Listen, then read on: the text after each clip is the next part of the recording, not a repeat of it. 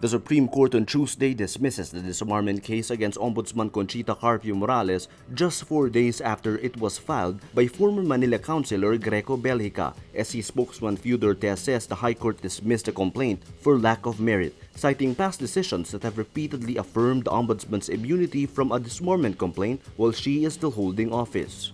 Belhica said Morales violated the canon of professional responsibility when the Ombudsman absolved former President Benigno Aquino of criminal and administrative liability in the Disbursement Acceleration Program case. He adds Morales, quote, suppressed facts when she did not provide due reason why Aquino was cleared. Morales, in her resolution, ruled only former Budget Secretary Butch Abad was liable for usurpation of legislative powers because he was the signatory on the circular that made DAP possible.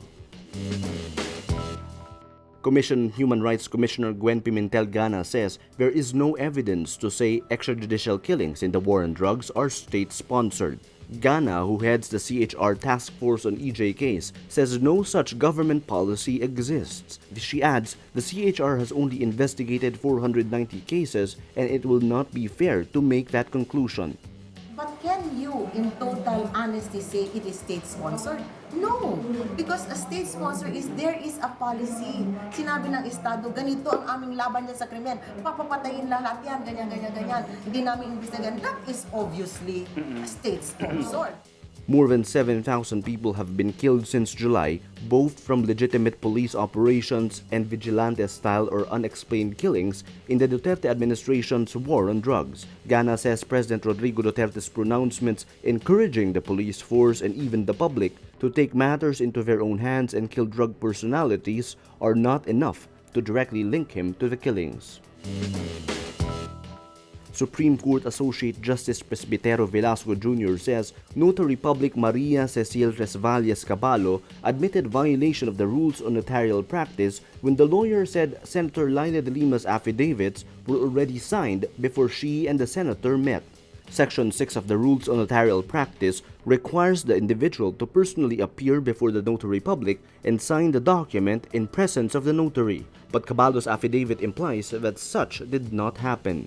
Solicitor General Jose Calida, during the continuation of the oral arguments on de Lima's petitions related to her drug charges, quoted from Cabalo's affidavit which says, quote, I was informed that the petition was already signed and ready for notarization. I was then provided the petition by her staff.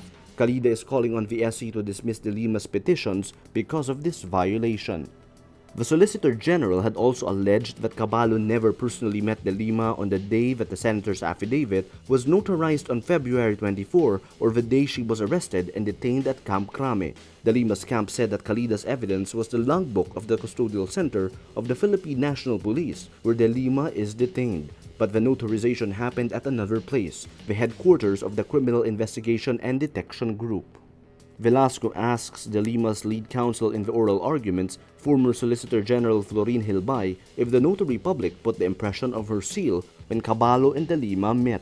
Hilbay says he is not aware if this happened.